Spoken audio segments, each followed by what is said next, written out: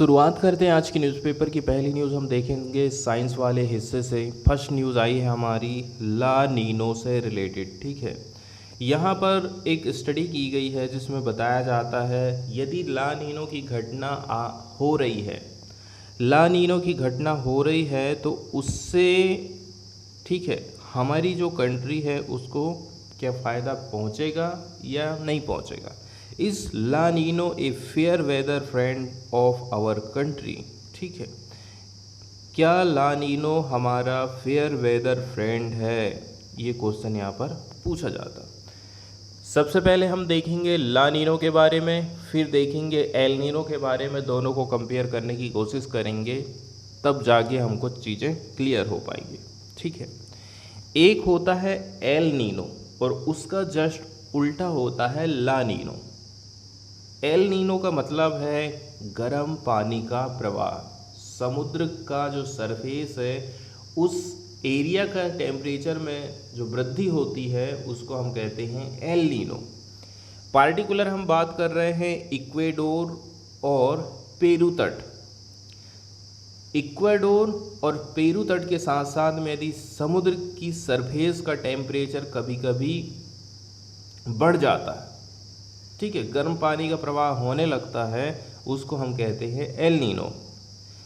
बताया जा रहा है कि एल नीनो का यूज़ हम करते हैं वेदर फोरकास्टिंग के लिए, मतलब कि मौसम पूर्वानुमान के लिए इसका यूज़ किया जाता है, बारिश होगी कि नहीं होगी और भी अन्य चीज़ों के लिए। ये नॉर्मली क्रिसमस के आसपास घटित होता है और कुछ सप्ताह से लेकर के कुछ महीनों तक बना रहता है। और दूसरी बात ये है, जो एल नीनो वाली घटना है ना, एक अंतराल लेकर के आती है, ऐसा नहीं कि हर साल घटित होती है ये। दूसरी बात यदि हम समझने की कोशिश करें ला नीनो को, तो ला नीनो जस्ट इसका उल्टा होता है।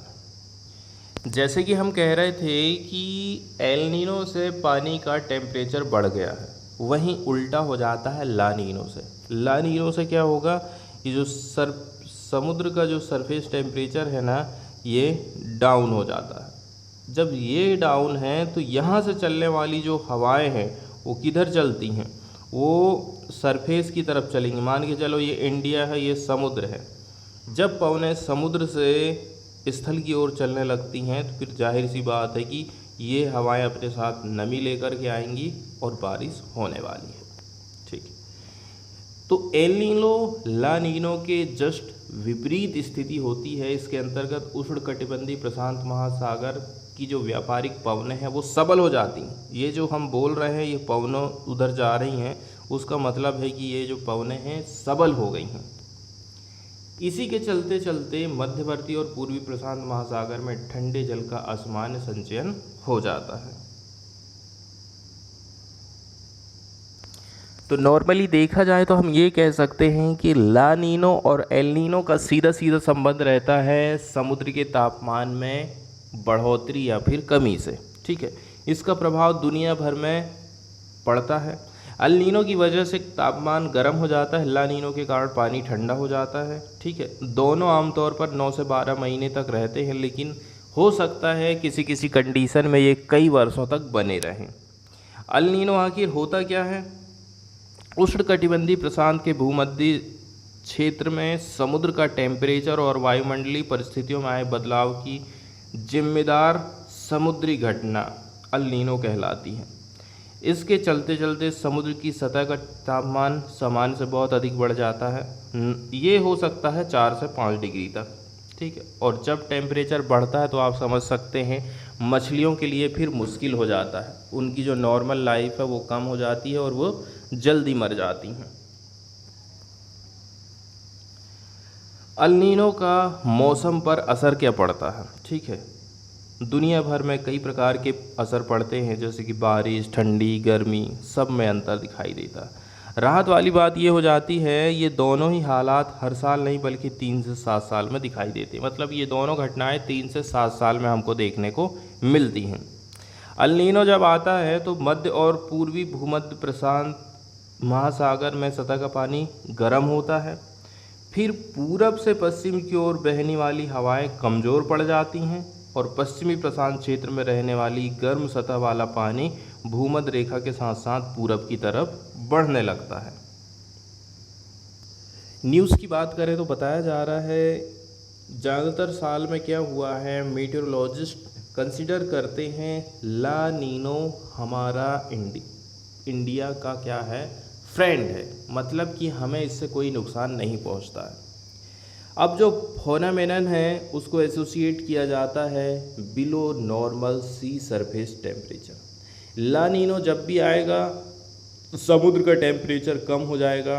एरिया कौन सा है, ईस्ट और सेंट्रल पैसिफिक ओशियन।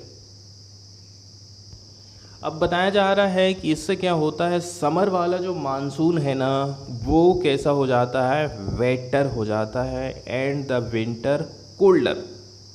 गर्मी के टाइम में आपको थोड़ी राहत महसूस होगी, और जो विंटर होता है वो उस टाइम में यदि आपके यहाँ पर विंटर चल रहा है तो वो और भी ज़्यादा ठंडी पड़ेगी। Unlike its evil twin the El Nino, जिसको वार्मिंग फोनामेनन कहते हैं, that frequently dries up monsoon rains over the India. इससे समुद्र का टेम्परेचर बढ़ जाता है। लेकिन इस साल क्या कहा जा रहा है कि ला नीनो ने हमें कोई राहत नहीं दी है, क्योंकि इससे गर्मी के टाइम में हमें कुछ राहत मिलना चाहिए था, लेकिन ऐसा नहीं हुआ है। Longest spell of heat waves हमको दिखाई दिया है मार्च से लेकर के अप्रैल के महीना में नॉर्थ वेस्ट और सेंट्रल इंडिया का ये बात बताया जाता है। पीरियडिक पैटर्न की बात करें, formally known as El Nino southern oscillation, shortcut में ENSO, the La Nina El Nino phenomenon follows a periodic pattern that roughly lasts 3 years। बताया जा रहा है कि ये जो दोनों फोनामेनन हैं, दोनों शब्द आप सुन रहे हैं, ये लगभग 3 साल में आपको 3 से लेकर के 7 साल में दिखाई देता है और कुछ महीने तक ही ये रहता है। During the La Nina winter, ठीक है, a north south pressure pattern setups over India. बताया जा रहा है ला नीनो की बात करें यदि हम तो winter north south pressure pattern setups over India. बताया जा रहा है ला नीनो के बारे में कि नॉर्थ साउथ जो प्रेशर बन रहा है वो सेटअप हो जाता है इंडिया के ऊपर, and normally this influence the trade winds that bring rain to India. अब उधर की जो हवाएं हमारे इंडिया की तरफ आ रही हैं, यहाँ पर लो प्रेशर बना है और इससे क्या हो रहा है, इंडिया में पानी गिरता है। However, because of the La Nino didn't peak, the sea surface temperature continued to be cold, and this drove hot westerly winds and blast of hot air from the Middle East into Pakistan and India। अगली news हम देखने वाले हैं science की ही, zebra fish की। ये आप देख रहे हैं रीढ़ की हड्डी है, इसका यहाँ पर इसकी संरचना का अध्ययन किया गया है। सिमेट्रिक एम्ब्रियो, ठीक है, यहाँ पर रीढ़ की हड्डी और भ्रूण जो होता है उसका रिलेशन समझने की कोशिश करी गई है। Having a vertebral column indoors vertebrates. बताया जा रहा है जो वर्टेब्रल कॉलम होता है, मेरुदंड जिसको आप बोलते हैं, ठीक है, इंडोज वर्टेब्रेट्स, इंडोज का मतलब होता है प्रदान करना, ऊर्जा प्रदान करना, vertebrate with many similar characteristics and one of this is a bilateral या फिर लेफ्ट राइट सिमेट्री। इनका कहना है कि जो मेरुदंड होता है हमारा वो प्रदान करता है वर्टेब्रेट कशेरुकी प्राणियों को कई सारी सिमिलरिटी कैरेक्टरिस्टिक, और उसमें से एक हो सकता है बाइलेटरल वाला सिमेट्री या फिर लेफ्ट राइट सिमेट्री। यहाँ पर एक एग्जाम्पल दिया जा रहा है कि आप इमेजिन करिए, ठीक है, कोई एक प्राणी है, उसकी जो रीढ़ की हड्डी है, ठीक है, वर्टेब्रेट्स की जो बॉडी है उसको आप डिवाइड कर दीजिए, हेड से लेकर के टेल तक, through the centre will see symmetrically placed ice limbs. यहाँ पर आपको कुछ समानता दिखाई दे रही है, ठीक है, सिमेट्रिकली प्लेस्ड आइस में और लिम्स है। लिम्स का मतलब होता है अंग।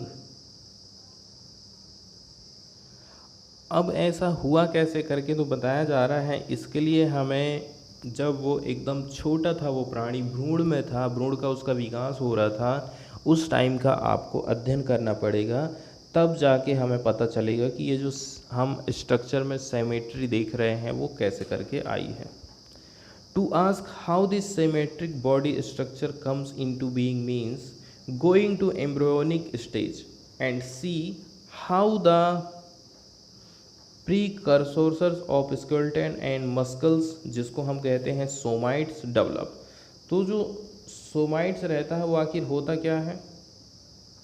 देखिए, segmental axial structure of vertebrate embryos, कशेरुकी प्राणी के भ्रूण का हम अध्ययन कर रहे हैं, तो उसका जो एक्सियल स्ट्रक्चर रहता है, सेगमेंटल एक्सियल स्ट्रक्चर रहता है कशेरुकी प्राणियों के भ्रूण का, जो कि that give rise to vertebral column, इससे वर्टेब्रल कॉलम खड़ा होगा, रिब बनेंगे, skeletal, muscle and subcutaneous tissues का निर्माण होता है, उसको हम कहते हैं somite.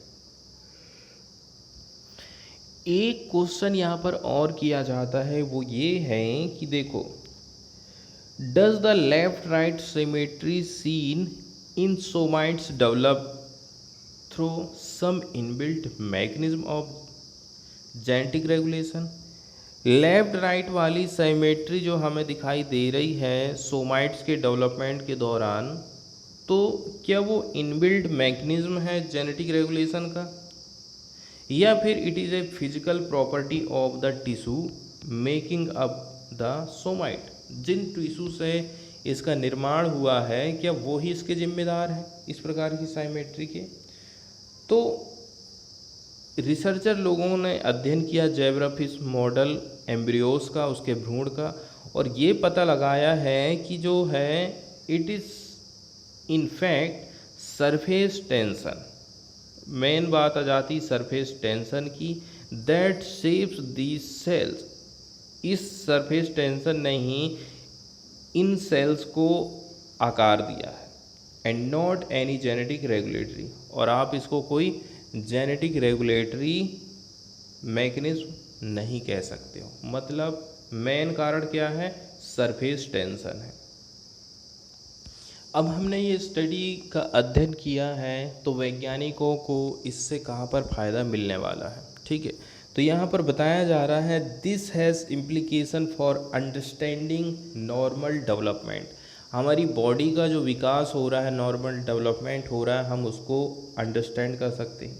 As well as birth deformities, जन्म के दौरान ही हम पता लगा सकते हैं कि किसी प्रकार की कोई डिफॉर्मिटीज़ आ रही है या नहीं आ रही है, क्योंकि हमने शुरू से ही अध्ययन कर लिया है। जब बच्चा भ्रूण में था, उसके भ्रूण का ही हमने अध्ययन किए हैं, और इस प्रकार से उसकी जो रीढ़ की हड्डी की संरचना है ना, उसका हमने सिमेट्री पता लगा लिया है, ठीक है। ये दूसरा भ्रूण है, इसका भी हम देखेंगे, दोनों को तुलना करके देखेंगे और बता देंगे यदि यहाँ पर इस प्रकार की जो सिमेट्री आ रही थी वो इधर है या नहीं है। आई बन रहे थे और भी कुछ कुछ चीज़ें बन रही थी, वो इसमें बन रही हैं कि नहीं। यदि नहीं बन रही हैं तो इसका मतलब है यहाँ पर बर्थ डिफॉर्मिटीज़ हो सकती है। And also for precision of engineered tissues for patient from the stem cell.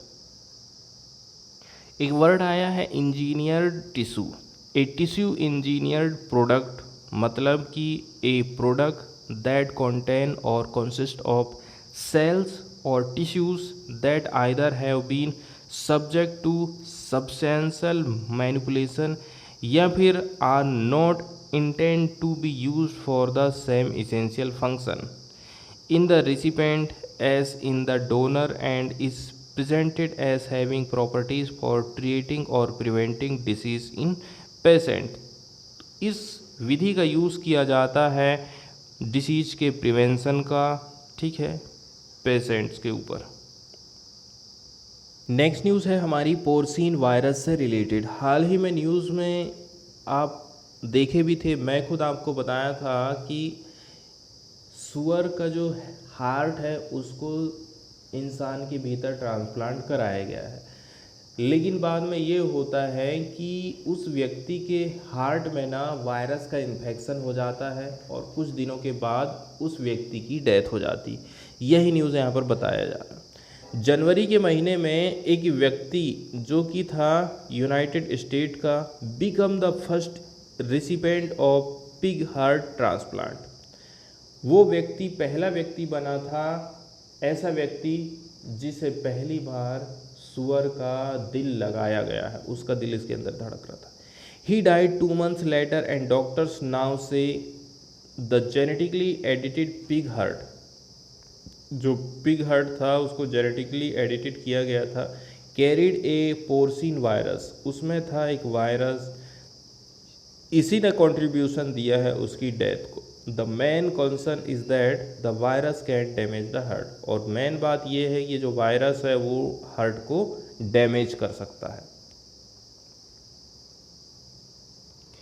एक और स्टडी सामने आई है जिसमें बताया जा रहा है यदि हम बीफ मतलब गाय का जो मांस रहता है उसके कंजप्शन को कम कर दें, कितना कम करना, 1/5 ही आपको कम करना है। इतना भी यदि आपने कम कर दिया और लोगों को दूसरी चीज़ दे दी है खाने के लिए, तो नेक्स्ट 30 ईयर्स में डिफॉरेस्टेशन जो हो रहा है वो आधा हो सकता है across the globe, and the carbon emission भी इससे कम हो जाना है।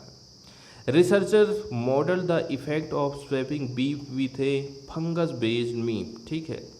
बताया जा रहा है जो रिसर्चर्स हैं उन्होंने मॉडलिंग किया था इफेक्ट ऑफ स्वैपिंग बीफ, उसके साथ साथ में फंगस बेस्ड मीट का, दोनों को आपस में अदला बदली या फिर कंपेयर किया था। बताया जा रहा है दे notice that replacing 80% of beef, आप 80% यदि गोमांस खाना कम कर देते हो with micro protein would eliminate about 90% of forest loss, इससे 90% फॉरेस्ट लॉस कम होने वाला है।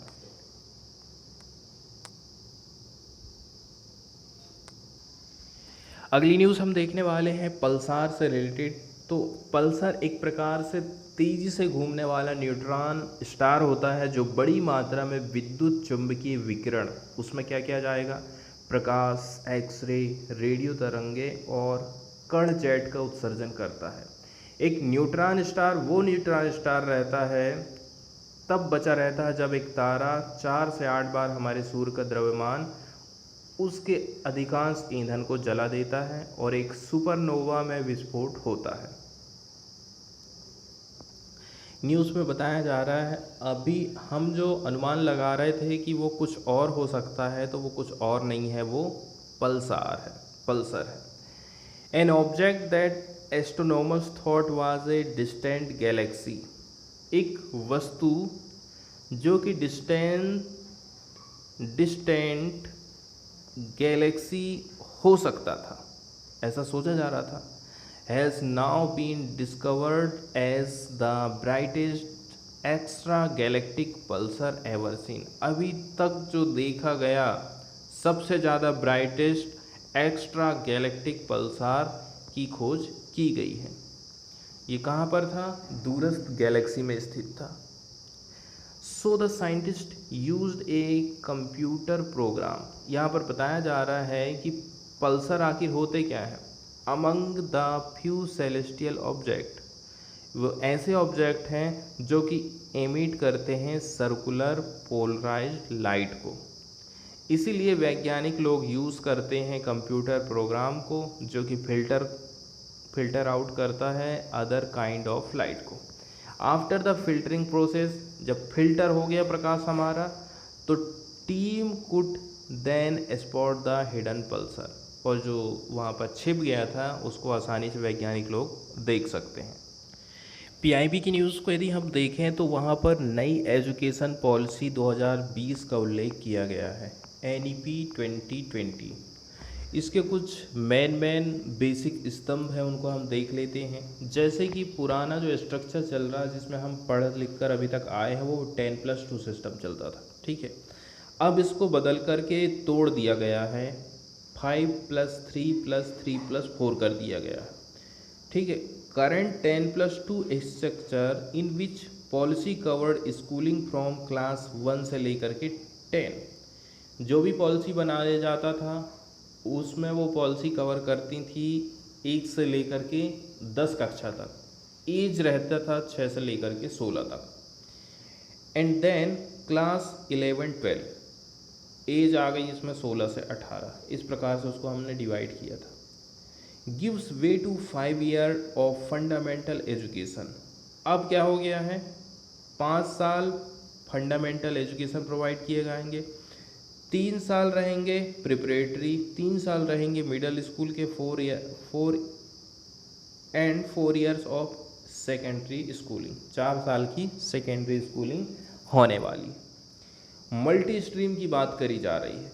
12th में आपने मैथ्स लिए लेकिन आपको एग्रीकल्चर में भी इंटरेस्ट है, तो अब आप क्या काम कर पाएंगे, मैथ्स के साथ में एग्रीकल्चर भी पढ़ सकते हैं। Flexibility to choose subject across streams, all subject to be offer a 2 level of proficiency. Diluted board, ठीक है, board exam to test only core competency. अब बोर्ड एग्ज़ाम को थोड़ा इजी बनाया जा रहा है क्योंकि बोर्ड एग्ज़ाम को लेकर के ना बहुत ज़्यादा प्रेशर रहता है बच्चों में। तो could become modular, object and subjective and will be offered twice year. अब साल में जो एक साल इकट्ठा जो पेपर होता था, उनका कहना है कि बोर्ड के एग्ज़ाम हम अब साल में 2 बार लेंगे। मल्टीलिंगुअल की बात करें तो 3 language policy to continue with preference for local language, ठीक है, medium of instruction till class 8। कक्षा 8वीं तक आप लोकल लैंग्वेज में पढ़ सकते हैं। 3 लैंग्वेज पॉलिसी का फार्मूला यहाँ पर अपनाया गया है। बैग के वजन को घटाने की यहाँ पर बात करी जाती है। School student to have 10 bagless days, 10 bagless days, 10 दिन आपको बैग नहीं ले जाना है साल में, during which they are export to a vocation of choice. यहाँ पर भी उनकी चॉइस के ऊपर रख दिया गया। कॉलेज की यदि हम बात करें तो सेट लाइक कॉलेज टेस्ट, तो नेशनल टेस्टिंग एजेंसी कंडक्ट कराएगी कॉमन कॉलेज एंट्रेंस एग्ज़ाम साल में 2 बार। 4 year bachelor, 4 year multidisciplinary bachelors program to be preferred. Preference किसको दिया जाएगा, 4 साल का मल्टी डिसिप्लिनरी बैचलर्स प्रोग्राम को। Mid term drop out to be given credit with option to complete degree after a break. यदि मैंने break कर दिया हूँ, 2 ही साल पढ़ा हूँ, तो मुझे खाली तीसरे साल का पेपर देना। इसके अलावा no affiliation, over next 15 year college will be given graded autonomy. आने वाले 15 साल में कॉलेज को खुद ऑटोनॉमी मिल जाएगी ताकि वो खुद से डिग्री दे सके, बच्चों को एफिलिएशन कर सके विथ यूनिवर्सिटी टू एंड, ये ख़त्म होने वाला। So would deem university status, मतलब कि उन जो यूनिवर्सिटी स्टेटस के लगभग उनको बराबर ही हो गया। फ्री कैप की बात करें, proposal to cap fee charge by private institution of higher learning. हो सकता है कि जो प्राइवेट इंस्टीट्यूशन ले रहे हैं हायर लर्निंग में आपसे फीस, उस पर कैप लगाई जा सकती है कि 100 रुपये मतलब आप 50 ही लो। Going global, top rated global universities to be facilitated to come India. World level की जो यूनिवर्सिटी हैं उनको बुलाया जाएगा कि आप हमारे देश में आओ और खोलो अपना institution. Top Indian institution to be encourage to go global, और इंडिया की जो संस्थाएं हैं उनको कहा जाएगा कि आप भी अब बाहर जाके अपनी संस्थाएं खोल सकते हैं। ओल्ड वाली एजुकेशन पॉलिसी और न्यू वाली एजुकेशन पॉलिसी से यदि हम थोड़ा सा कंपेयर करें तो क्या क्या कंपैरिजन कर सकते हैं। 10+2 मॉडल चलता था, उसको चेंज करके 5+3+3+4 कर दिया गया है।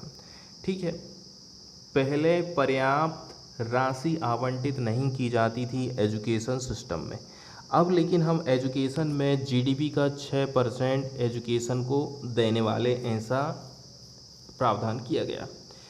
Single language through out study, पूरी स्टडी के दौरान आपको केवल सिंगल लैंग्वेज का ही प्रयोग करना था, लेकिन यहाँ पर हमें चेंजेस देखने को मिलता है, अदर लैंग्वेज का भी आप यूज़ कर सकते हैं। Different exam for every college, ठीक है, हर कॉलेज के लिए अलग अलग एग्ज़ाम होते रहते थे। अब लेकिन यहाँ पर बताया गया है कि same exam for higher education. No technical assistant, कोई प्रकार की टेक्निकल असिस्टेंट नहीं मिलती थी, लेकिन यहाँ पर एआई बेस्ड असेसमेंट किया जाएगा। वोकेशनली स्टडीज़ की जाएगी after primaries. No professional knowledge. हाल ही में G20 ग्रुप न्यूज़ में रहा है, क्योंकि हो सकता है G20 की अध्यक्षता इस बार भारत करे। G20 जो है, ठीक है, G20 ग्रुप वर्ल्ड बैंक और अंतर्राष्ट्रीय मुद्रा कोष के प्रतिनिधि, यूरोपियन यूनियन और 19 देशों का एक अनौपचारिक समूह माना जाता है। ठीक है, कौन कौन इसमें शामिल है देख लीजिए आप। World bank, international monetary fund के भी कुछ कुछ प्रतिनिधि इसमें आ जाते हैं, यूरोपियन यूनियन आ जाता है, और साथ में शामिल हैं 19 देश। वर्ल्ड बैंक, ठीक है, IMF हो गया, इसके कुछ प्रतिनिधि रहते हैं। इसके अलावा EU भी इसमें शामिल है, वर्ल्ड बैंक भी इसमें शामिल है, और शामिल है 19 कंट्रीज़। इनको मिलाकर के हम कहते हैं G20। G20 समूह दुनिया की प्रमुख उन्नत और उभरती अर्थव्यवस्थाओं वाले देशों का एक ग्रुप है। ये वैश्विक व्यापार, वर्ल्ड ट्रेड का 75% हिस्सा, जितना भी निवेश हो रहा है उसका 85% हिस्सा, और जितना भी GDP हो रहा है उस GDP का 85% हिस्सा अपने आप में रखता है। वर्ल्ड की 2/3 जनसंख्या यहाँ पर निवास करती है। यदि हम इसकी उत्पत्ति की बात करें तो ये एक मंत्री स्तरीय मंच होता है, मिनिस्ट्रियल मंच जिसको बोलते हैं, जिसे G7 द्वारा विकसित और विकासशील दोनों अर्थव्यवस्थाओं के सहयोग से बनाया गया था। तो मंत्री स्तरीय ये मंच होता है, जिसको G7 के द्वारा, इसमें दोनों चीज़ आ गए थे, विकासशील देश भी आ गए थे और विकसित देश भी आ गए थे। 1999 से वित्त मंत्रियों और केंद्रीय बैंक के गवर्नरों का सम्मेलन ये आयोजित होते रहा है। 2008 में वित्तीय संकट आया, जिसको हम बोलते हैं फाइनेंशियल या फिर इकोनॉमिक क्राइसिस। इस दौरान दुनिया ने उच्चतम राजनीतिक स्तर पर एक नई सर्वसम्मति महसूस किया। इसी से ये निश्चय किया गया कि साल में एक बार G20 राष्ट्रों के नेताओं की बैठक होना चाहिए। बताया जा रहा है G20 राष्ट्रों के जो वित्त मंत्री होते हैं, केंद्रीय बैंक के गवर्नर रहते हैं, साल में 2 बार बैठक करते हैं, जिसमें वर्ल्ड बैंक और IMF के लीडर भी शामिल रहती हैं। कामकाज की बात करें तो इसके कामकाजों को 2 ट्रैक्स में बांटा गया है। एक होता फाइनेंशियल वाला ट्रैक। तो G20 ग्रुप के वित्त मंत्री और केंद्रीय बैंक के गवर्नर और उनके लीडर प्रतिनिधियों के साथ सभी बैठकों में वित्तीय विनिमय कैसा होगा, राजकोषीय मुद्दे कैसे रहेंगे, और मुद्रा यहाँ पर केंद्रित रहता। एक होता है शेरपा ट्रैक, राजनीति से रिलेटेड, भ्रष्टाचार का विरोध करना, डेवलपमेंट करना, एनर्जी जैसे मुद्दे यहाँ पर उठाए जाते हैं। G20 समूह के सदस्य कौन कौन हैं, यहाँ पर नाम बताए गए हैं, इनके नाम हम देख लेते हैं। अर्जेंटीना, ऑस्ट्रेलिया, ब्राज़ील, कनाडा, चीन, यूरोपीय union, France, Germany, Bharat, Indonesia, Italy, Japan, Mexico, रूस, सऊदी अरब, साउथ अफ्रीका, साउथ कोरिया, तुर्की, UK, संयुक्त राज्य अमेरिका शामिल है। स्पेन को एक स्थायी गैर सदस्य के रूप में आमंत्रित किया जाता है, जो प्रत्येक वर्ष G20 सम्मेलन में भाग लेता है। ठीक है, स्पेन कैसा है, परमानेंट गैर सदस्य के रूप में इसको हम आमंत्रित करते हैं। हर साल G20 की सम्मेलन में ये भाग लेता है। इसमें एक वर्ड यूज़ किया गया है ट्रॉइका। ट्रॉइका का मतलब है जैसे कि अभी अध्यक्षता मान के चलो भारत कर रहा है, इसके पहले रूस के पास थी और आने वाले टाइम में अमेरिका के पास रहेगी। तो भारत दोनों देश आगे वाले और पीछे वाले के साथ में समन्वय करके काम करता है, ठीक है। और सामूहिक रूप से, और इस प्रक्रिया को ही सामूहिक रूप से हम ट्रॉइका कहते हैं। ये समूह के एजेंडे की अनुकूलता और निरंतरता को सुनिश्चित करता है कि जो भी हम एजेंडा रखे हैं उसको हम निरंतर बनाए रखें। थोड़ी सी जानकारी हम देखेंगे खेलो इंडिया यूथ गेम से रिलेटेड। इसकी शुरुआत हुई थी 2018 में। इसकी शुरुआत करने का श्रेय दिया जाता है तत्कालीन खेल मंत्री कर्नल राज्यवर्धन सिंह राठौर को। खेलो इंडिया यूथ गेम्स का आयोजन हर साल जनवरी में किया जाता है। कई प्रकार के खेलों का आयोजन इसमें शामिल है। इसकी शुरुआत खेल संस्कृति को पुनर्जीवित करने के लिए की गई थी और इसके अंतर्गत देश भर में कई सारे खेलों के प्रति सभी के मन में रुचि जगाने और देश को इस क्षेत्र में आगे बढ़ाने, खेल का महान खेल राष्ट्र बनाने के लिए सरकार द्वारा प्रयास किए जाएंगे। ये फैक्ट थोड़ा सा इम्पोर्टेंट है कि ये कौन से डिपार्टमेंट के अंतर्गत आता है, तो खेल मंत्रालय के अंतर्गत आता है। शुरुआत राज्यवर्धन सिंह राठौर ने करी थी। उद्देश्य है खेल संस्कृति को पुनर्जीवित करना। स्कीम का प्रकार केंद्र सरकार द्वारा इसको प्रायोजित की गया है और इसकी वेबसाइट यहाँ पर दिया गया है। इसको यहाँ पर के जा कर के आप और भी डिटेल देख सकते हैं। तो इस बार जो आयोजित किया गया था वो चौथे नंबर का खेल संस्करण था। इस बात की खास बात ये है कि इसमें 5 पारंपरिक खेल भी शामिल किए गए हैं। खेलो इंडिया यूथ गेम्स 2021 के प्रतीक चिन्ह, गीत, जर्सी और शुभंकर आज पंचकुला में लॉन्च किए गए। 7 मई की ये न्यूज़ है। 5 जो पारंपरिक खेल की हम बात कर रहे थे, जो लोकल गेम माने जाते हैं लोगों के, ताकि उनको भी बढ़ावा मिले। गतका, कलारी पैटू, थांगता, मलखंभ और योगासन। मलखंभ के बारे में आप जानते हैं, मध्य प्रदेश का ये राज्य खेल है। योगासन को भी इसमें शामिल कर लिया गया है। द हिंदू की फ्रंट पेज की पहली न्यूज़ आई है यूएनएससी से related, United Nations security council. जैसे कि इसके नाम में ही क्लियर हो गया है कि ये सिक्योरिटी को मेंटेन करके रखता है ग्लोबली। इसको इस्टेब्लिश किया गया था यूएन चार्टर के अंतर्गत 1945 में। द यूएन सिक्योरिटी काउंसिल और UNSC is one of 6 principal organ. तो यूनाइटेड नेशन के 6 अंग हैं, उसमें से एक अंग होता है यूएनएससी।